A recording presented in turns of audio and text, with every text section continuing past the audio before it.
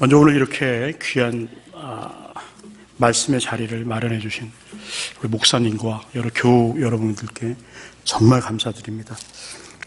제가 안 하겠다 그랬거든요. 못 하겠다고 그랬는데 그래도 막 하라 그러셔가지고 사실 그렇기도 하지만 한번 해보고 싶기는 했어요. 솔직한 심정으로. 예, 해보고 싶긴 했는데 과연 어떨까? 이 자리는 어떨까? 한번 올라와 보고 싶긴 했는데 여기 올라와 보니까 제가 밑에서 이렇게 대하던 성도님들 얼굴하고 너무 틀린 것 같아요. 하나님의 모습을 뵙는 것 같아서 너무 감사하고 기쁩니다. 사실 저는 이 자리에 설 만한 그런 자격이 있는 사람은 아닙니다. 그냥 신학대학원을 졸업했고 그다음에 지금 준비를 하고 있는데 글쎄요, 앞으로의 계획이 제가 마음먹은 대로 갈지 하나님 또는 하나님께서 다른 방법으로 또 인도해 주실지 그건 잘 모르겠습니다. 그건 하나님께서 인도해 주시는 대로 저는 쫓아갈 수밖에 없는 그런 사람이 됐습니다. 이제는 제가 설교를 안 해본 건 아니에요. 아까 말씀하셨듯이 저 모자이크 교회에서 한 2년 반 정도 제가 전도사로 섬겼었기 때문에 새벽 예배 설교 또 금요 찬양 예배 인도하면서 설교는 여러 번 해봤었습니다. 하지만 이렇게 본 예배에 대예배에 정식으로 이렇게 서서 이렇게 설교하는 것은 처음입니다. 아시다시피 저는 성악을 전공을 했잖아요, 그렇죠? 그래서 사람들 앞에 서는 게 그렇게 부담스럽지가 않아요. 항상 노래를 해왔었기 때문에 1000명, 2000명, 많게는 10,000명 앞에서도 노래해봤습니다. 진짜 자랑이 아니라 실제로 그랬는데 별로 그런 거에 대한 떨림이 없는데 오늘 저는 무지하게 지금 떨고 있습니다. 다리가 막 사시나무 떨리듯이 떨려요. 잠도 못 잤어요, 어제. 이게 설교라는 게 굉장히 웃긴 게 뭐냐면 굉장히 열심히 준비를 합니다. 다음날 아침에 일어나면 내가 왜 이런 말을 썼지? 이러고 또 지워버리고 또 다시 설교문을 작성을 하고 한 몇 번을 그랬던 것 같아요. 그렇지만 그래도 일단 주어진 자리니까 최선을 다해서 한번 저도 말씀을 증거해 보도록 하겠습니다.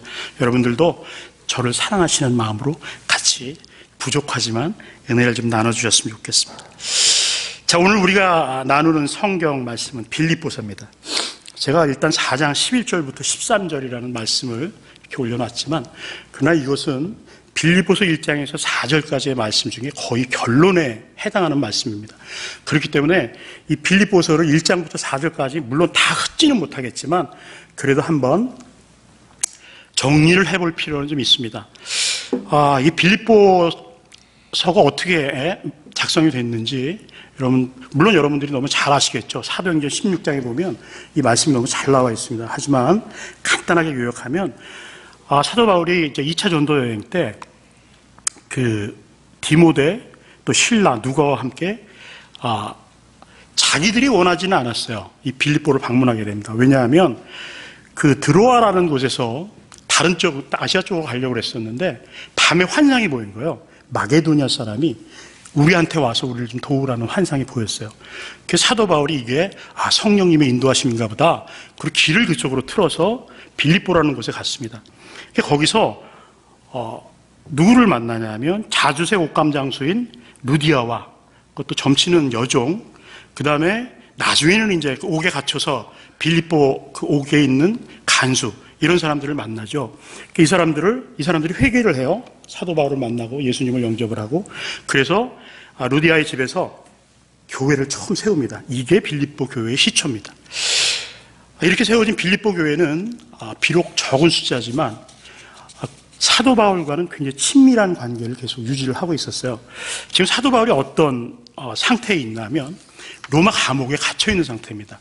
그럼에도 불구하고 빌립보에 있는 교인들은 여러 경로를 통해서 사도 바울에게 헌금을 모아서 헌금을 갖다 주고 또 이렇게 섬기는 그런 일들을 많이 했어요.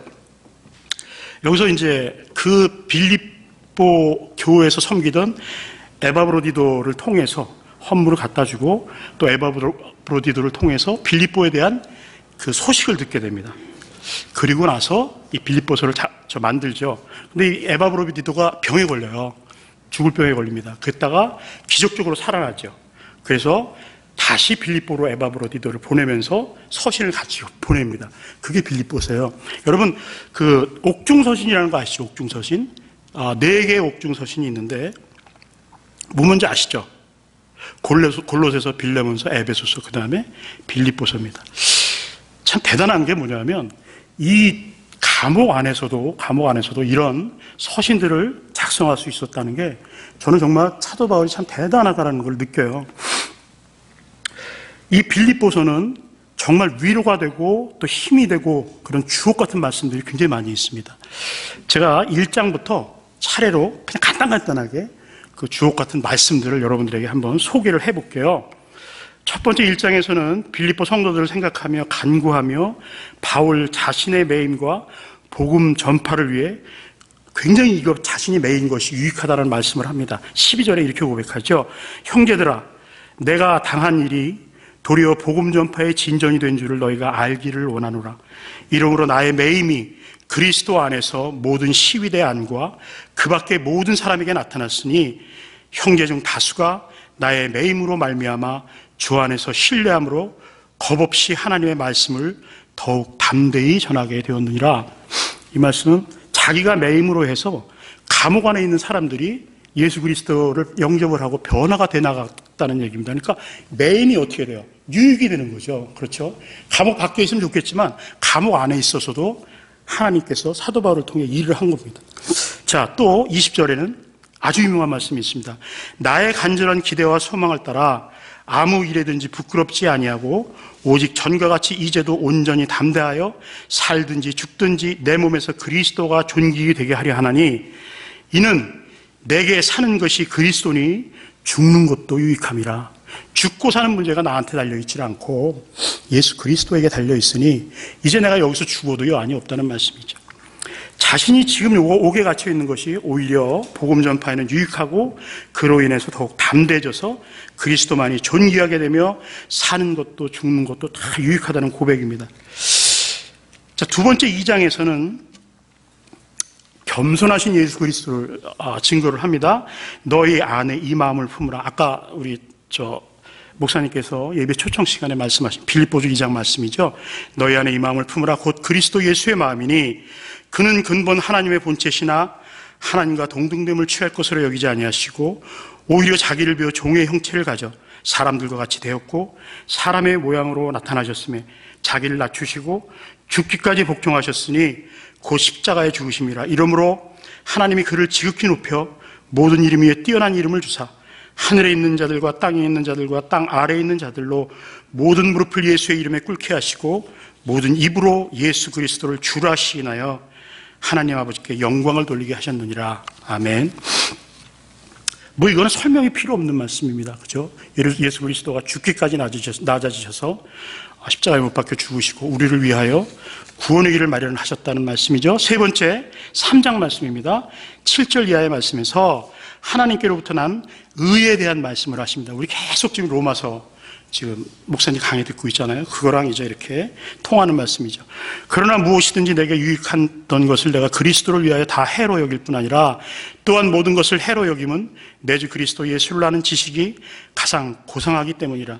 내가 그를 위하여 모든 것을 잃어버리고 배설물로 여김은 그리스도를 얻고 그 안에서 발견되려 함이니 내가 가진 의는 율법에서 난 것이 아니요 오직 그리스도를 믿음으로 말미암은 것이니 곧 믿음으로 하나님께로부터 난 의라 하는 말씀입니다. 로마서와 많이 통하는 말씀이죠. 그리고 또 한 가지 선포를 하죠. 그로 말미암아 우리의 시민권은 하늘에 있다라는 말씀으로 선포를 합니다. 그리고 마지막 4장에서 다 왔습니다. 이제 주 안에서 항상 기뻐하라. 내가 말하노니 기뻐하라.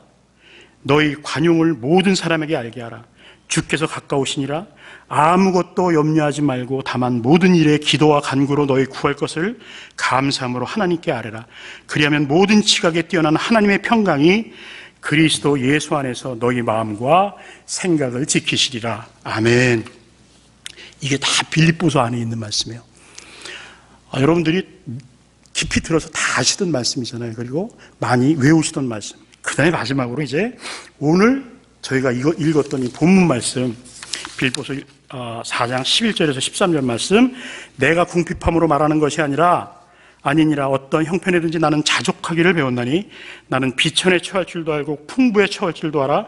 모든 일 곧 배부름과 배고픔과 풍부와 궁핍에도 처할 줄 아는 일체의 비결을 배웠노라. 내게 능력 주시는 자 안에서 내가 모든 것을 할 수 있느니라. 아멘. 돌아가신 저희 할머님이 90에 돌아가셨어요. 90에 돌아가셨는데, 뭐 슬픈 얘기가 아닙니다. 90에 돌아가셨는데, 저희 할머님이 저를 앉혀놓고 노상하시던 말씀이 있어요. 야, 내가 지금까지 살아온 인생 얘기를 쓰면 책 12권도 모자라. 이런 말씀을 많이 하셨어요. 어르신들이 지나온 그 세월들을, 어르신들은 그런 식으로 예전에 표현들을 많이 하셨어요. 그죠? 여기 앉아 계신 분들도 최소한 5권 이상은 나올 것 같은 느낌이 듭니다. 왜냐하면 여러분 겪어온 세월들이 있잖아요. 그죠? 6.25를 겪으셨고, 어떤 분은 일제시대를 겪으셨던 분들도 계실 거예요. 6.25를 겪으셨고, 또 5.16 겪었고, 4.19 겪었고, 온갖 격동의 그 파란만장한 한국사를 다 겪으셨어요. 그 세상에 있는 것들만 겪으신 게 아니라 스스로도 개인적으로도 얼마나 험난한 세월들을 사셨겠어요.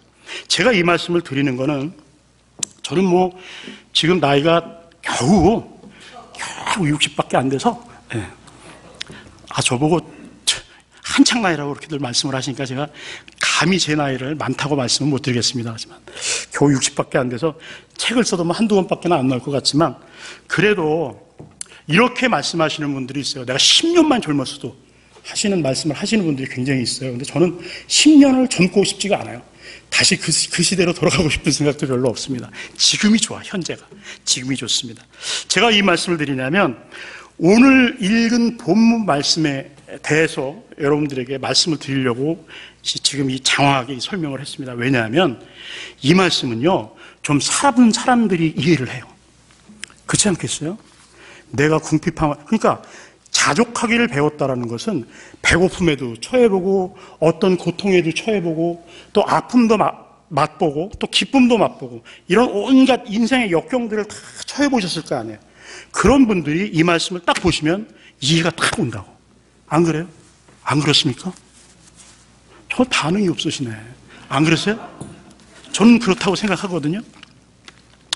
왜냐하면 경험치라는 게, 사람이 경험치라는 게 있어요. 인생의 경험. 인생의 경험을 겪어온 사람들은 이런 말씀들을 딱 접하면, 이게 내 말씀 같다라고 마음속에 깊이 박히는 그런 시간들이 있습니다. 여기 자족이라는 단어가 나오죠. 제가 이 자족이라는 단어를 사전적 의미로 찾아봤더니, 스스로 넉넉함을 느끼는 것, 스스로 만족함을 느끼는 것, 내 안에서 만족할 수 있는, 어떤 상황에서든 만족할 수 있는 그런 마음을 바로 자족하는 마음이라 그러더라고요. 이게 쉽지가 않아요. 그렇죠? 이게 쉽겠습니까? 이 자족하는 마음을 갖는다는 것이. 상황 자체가 어려운데 어떤 상황에든 내가 만족할 수 있다라고 말하는 것은 그렇게 저는 와닿지가 않았었어요, 처음에는. 근데 이제 그럴 수도 있겠다 하는 생각이 지금은 듭니다. 왜냐하면 제가 이렇게 계획을 세워요. 제가 계획을 세웁니다. 인생의 계획을 세우잖아요. 제가 60평생을 살면서 계획을 세워본 일이 얼마나 많겠어요. 근데 실제로 그 계획대로 이루어진 적이 별로 없어요. 별로 없어. 꼭 뭔가 하나 될 듯 하면 콱 막히고, 뭔가 하나 될 듯 하면 콱 막히고 이래. 그러니까 제가 이렇게 살아온 세월들을 이렇게 보니까, 이게 내가 삶을 제대로 살아온 건가 하는 생각이 들 때가 굉장히 많습니다. 근데 살아와서 뒤를 돌아보니까 그게 맞는 삶이었던 것 같은 느낌이 들 때가 많습니다. 이건 뭐냐면, 하나님이 우리를 사랑하시기 때문에 우리의 욕심대로 살게 내버려 두지 않으시고, 하나님의 방법으로 우리를 살게 이쪽 저쪽을 막아놓으십니다. 이쪽으로 가려고 하면, 너는 이쪽으로 가면 틀림없이 실족할 수밖에 없어 해서 막아놓으시고. 여러분 그런 경험 없으세요? 저는 그런 경험이 너무 많아요. 너무 많고, 내가 이거 불구덩이 같은 시절을 지나는구나 하고 느꼈는데도 뒤돌아보면 어차피 그 인생은, 그 삶은 내가 지나왔어야 하는 그런 삶이었더라고요. 제가 그런 걸 굉장히 많이 느낍니다. 근데 이런 삶을 살아보지 않은 사람들이 이 말씀을 딱 접했을 때는 별로 그렇게 큰 감흥이 느껴지진 않을 거라고 생각합니다. 젊은 사람들이 좀 있잖아요. 제 딸이 제가 한 셀라폰, 그러니까 핸드폰을 제가 한번 사서 제가 핸드폰을 사용하기 시작한 게 한 40세 이후였던 것 같아요. 여러분 안 그러세요? 2000년도 이후에 겨우 저는 셀라폰을 마련을 해갖고 사용을 했던 것 같아요. 물론 그 전에 이제 금수저들은 사용했겠지. 근데 저는 뭐 옛날에 한국에서는 이따만한 벽돌 같은 저 셀라폰 들고 다닐 때도 있었어요. 그렇지 않겠습니까? 그런 분들도 많아요. 그리고 자동차 안에 카폰이라고 그래갖고 이런 거 들고 다니시는 분들도 있고. 하지만 대중이 셀라폰을 들고 있었던 거는 그렇게 오랜 시간이 아닙니다. 제 딸은 근데 태어나면서부터 셀라폰이 없었던 시절을 살아본 적이 없어요. 무슨 얘기인지 아시겠죠? 예, 우리 아이들은 태어날 때부터 셀라폰이 있었어요. 그러니까 셀라폰이 없던 시대를 몰라, 얘네들은.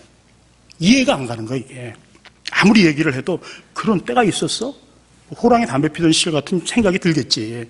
물론 그렇긴 하지만, 그러나 물론 그들도 이 말씀을 이해를 할 수가 있어요. 하지만 살아오신 분들의 경험치만큼 깊이 있게 이해하기는 쉽지 않다는 생각이 들 때가 굉장히 많이 있습니다. 이 사도 바울의 이 말씀은 우리가 살았고 우리가 느꼈던 것보다도 더 깊이 있고 또 더 아주 상상할 수도 없는 그런 경험치가 있는 말씀이기 때문에 이 사도 바울이 말하는 자족의 깊이는 굉장히 놀랍습니다. 고린도후서 11장에 이런 말씀이 있어요. 이렇게 고난을 증거를 합니다. 여러분 잘 아시죠? 내가 수고를 넘치도록 하고 옥에 갇히기도 더 많이 하고 매도 수없이 맞고 여러분 죽을 뻔하였으니 유대인들에게 40에서 하나 감한 매를 5번 맞았으며 3번 태장으로 맞고 1번 돌로 맞고 3번 파손하고 일주일을 깊은 바다에서 지냈으며 여러 번 여행하면서 강의 위험과 강도의 위험과 동족의 위험과 이방인의 위험과 신의 위험과 광야의 위험과 바다의 위험과 거짓 형제 중의 위험을 당하고 또 수고하고 애쓰며 여러 번 자지 못하고 주리며 목마르고 여러 번을 굶고 춥고 헐벗었노라. 이런 거를 일반인들이 쉽게 경험해 볼 수 있겠어요? 근데 이 사도 바울이 이 경험한 이 고난은 개인적으로 뭐 잘 살기 위해서 당한 고난이 아니에요.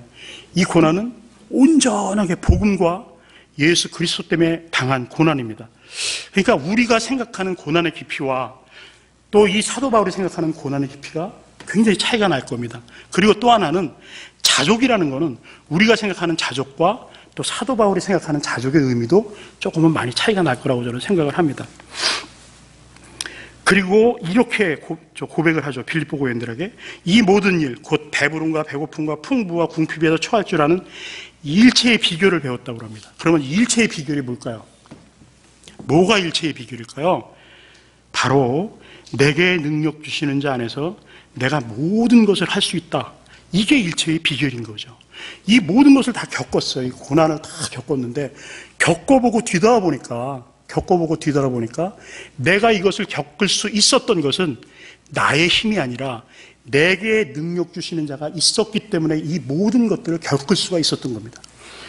제가 아까도 제 계획대로 되는 게 하나도 없었다. 그러나 돌아보니까 그래도 하나님께서 인도하시고 이끌어 주신 것 때문에 제가 이 자리에 서 있을 수 있었다라는 고백을 여러분들에게 했잖아요.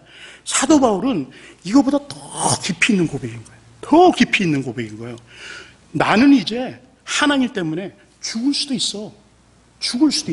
빌립보 교인들이 이제 걱정을 하고 막 그러니까 빌립보 교인들에게 말하는 거야. 나는 이제 예수 그리스도의 능력의 주 예수 그리스도 안에 있기 때문에 어떤 핍박과 환난이 다가와도 나는 견딜 수 있어. 미래에는 내가 죽는다고 해도 이젠 괜찮아. 나는 모든 일체의 비결을 다 배웠어.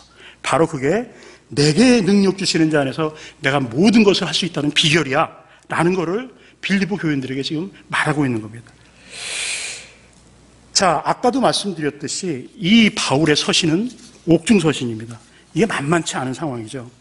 그러나 복음과 예수님한테 올인한 사도 바울은 뭐 이 옥중이 아니라 다른 어떤 곳에서라도 똑같은 고백을 아마 했을 거라고 느낍니다.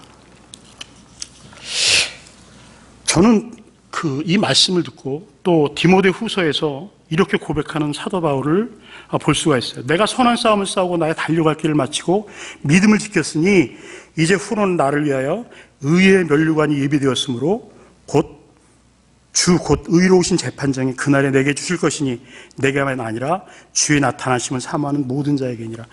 의의 면류관이라는 얘기겠죠. 의의 면류관.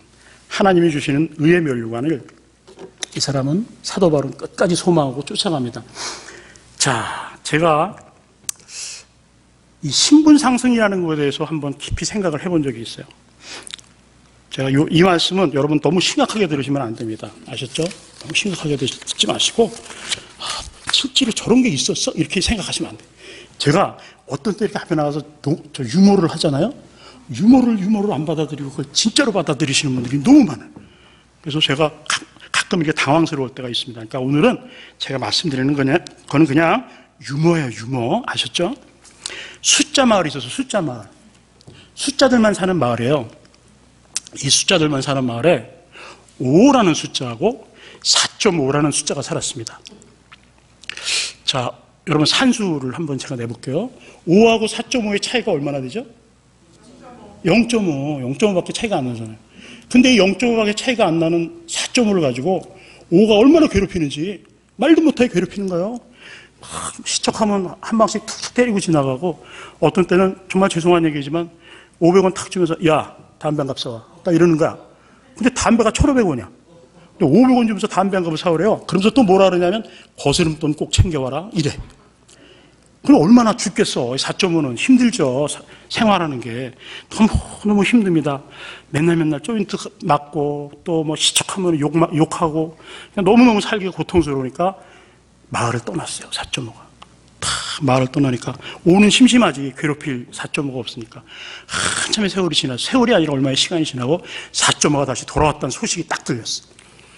5가 득달같이 달려가갖고 4.5에 지금 문을 발로 확 꽂혀. 야, 4.5 나와! 왔으면 형님한테 인사를 와야 될 거 아니야! 그러니까 4.5가 문을 탁 열고 나왔습니다. 딱 조용한 목소리로 5한테 이렇게 얘기했어. 야, 까불지 마. 나 점 뺐어, 짜샤. 뭔 얘기인지 이해가 안 되십니까? 4.5에서 점을 빼면 어떻게 되죠? 45가 되잖아. 45가. 45는 5보다 많아야 적어요. 많죠? 갑자기 많아졌어. 갑자기 많아졌어. 이게 신분 상승이에요. 숫자 마을에서 45가 신분 상승을 한 거야. 이야, 이거 기가 막힌 일 아닙니까? 우리 사는 이 세상에도 이런 신분 상승이 일어날 수가 있어요. 그렇죠? 개천에서 용날 수 있잖아요. 그런데 정말 한 가지 중요한 사실은 뭔지 아십니까? 세상에서의 신분 상승은 세상에서 끝나요. 세상에서 끝나요. 부자와 거지 나사로 같이 세상에서 끝납니다. 근데 천국에서의 신분 상승은 영원합니다. 여러분 이거 아시죠? 왜 사도 바울이 의의 면류관을 소망했을까요?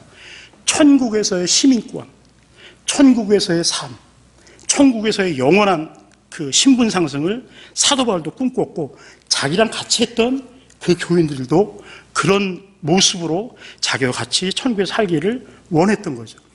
사도 바울이 막 구구절절 빌립보 교인들에게 이런 말씀을 막 전합니다. 전하지만 종래는 사도 바울은 어떤 마지막을 맞게 되냐면 로마 감옥에서 이 목베임을 당해서 죽게 돼요. 그 영화가 있어. 제가 그 영화를 봤는데 마지막 장면, 제가 시간만 있으면 그걸 막 틀어주고 싶었는데 그러지 못합니다. 마지막 장면이 어떻게 되냐면 사도 바울이 이렇게 착고에 묶인 채로 발하고 손에 이 쇠사슬이 묶인 채로 사형장으로 끌려 나와요. 그러면 이만한 통나무 위에 목을 이렇게 들이우면 위에서 칼로 이렇게 내리쳐서 죽입니다. 사형을 당하는 그 순간이에요. 근데 막 사형 당하러 오는 순간에 거기서 누가가 나와요. 누가가 막 무릎을 꿇고 기도하는 장면이 나옵니다. 그런데 거기서 이 말씀을 하는 거예요. 조금 아까 제가 말씀드렸던 내가 믿음을 지켰으니 이제 후로는 나를 위하여 의의 면류관이 예비됐다는 자막이 쫙 나옵니다. 그리고 나서 이제 바로 사형 다음에 모습이 탁 나타나는데 어떤 모습이 나타나냐면 천국에서 만나는 사람들이 누구냐면 그동안 자기가 핍박했던 사람들, 자기가 사도 바울이 아닌 사울이었을 때 핍박했던 사람들이 자기를 환영하는 거예요. 어린아이가 달려오고 어떤 청년 하나가 달려오는데 그게 누구냐 하면 스데반인 거예요. 그리고 저 멀리서 흰옷 입은 예수 그리스도가 탁 나오십니다. 이게 마지막 장면이에요. 얼마나 잊혀지질 않는지 몰라요.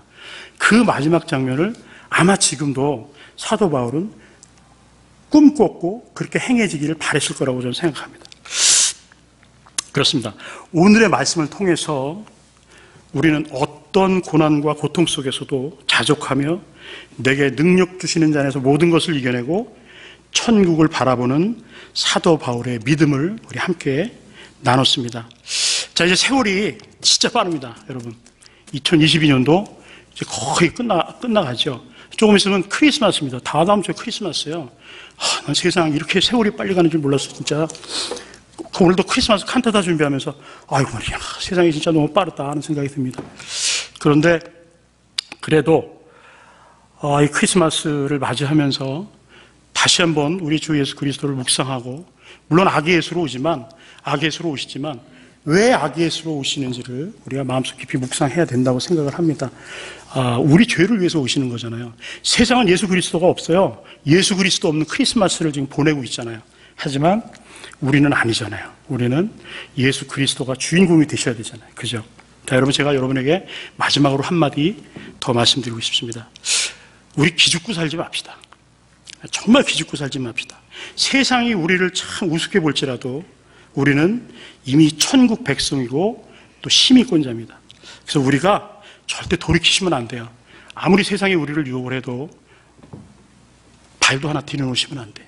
지금 있는 상태로 우리 주 예수 그리스도를 정말 따라서 우리가 천국의 복음을 우리 마음속에 두고 의의 면류관을 받는 그날까지 모두 승리하시는 저와 여러분이 되시기를 우리 주님의 이름으로 간절히 소망합니다.